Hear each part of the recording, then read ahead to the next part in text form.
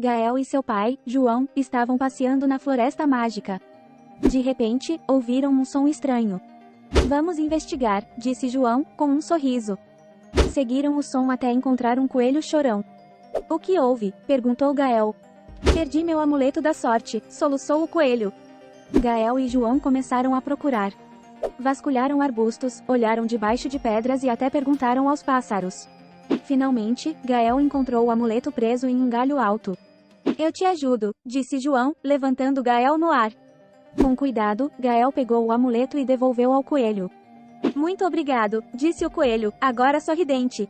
Pai e filho continuaram seu passeio, mais unidos do que nunca.